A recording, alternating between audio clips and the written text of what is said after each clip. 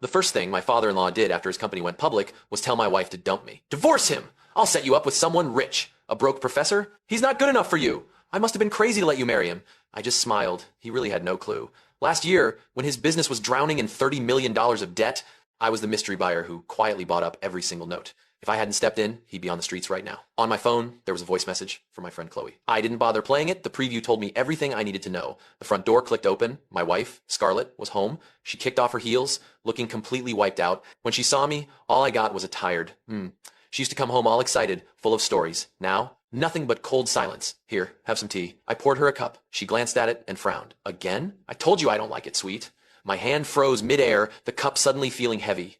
This used to be her favorite. She didn't look at me again, just walked into the bedroom and slammed the door. That bang left the whole house dead quiet. At dinner, we sat across from each other without saying a word. She picked at her food for a bit, then put down her fork. Alex, we need to talk. I looked up at her. I don't think this is working anymore. She wouldn't meet my eyes. We're just going in different directions. My dad's company is back on its feet now. Doing better than ever, actually. And you're still just a college professor, barely making anything. I set down my fork. Said nothing. She finally looked me in the eye. Alex, let's take a break. We both need some space. A break? I looked at her determined face and couldn't help but laugh. Fine.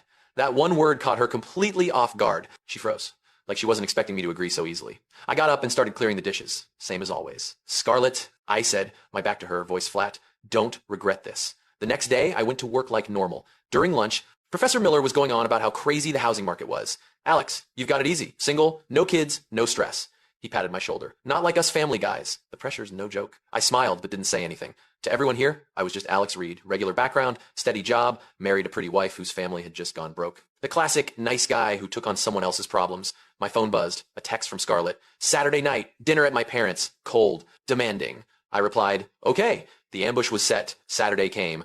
I showed up at Richard Hayes' mansion carrying a couple bottles of expensive wine. The place used to be so quiet. Now it was packed with people. Richard, my father-in-law, was dressed to the nines, schmoozing with business partners, full of confidence. When he saw me, his smile disappeared. He looked at me like I was something stuck to his shoe. Oh, you're here. Find yourself a seat. He waved toward the most out-of-the-way corner. In the main seating area, some guy I didn't know was sitting there, designer everything, Patek Philippe watch catching the light.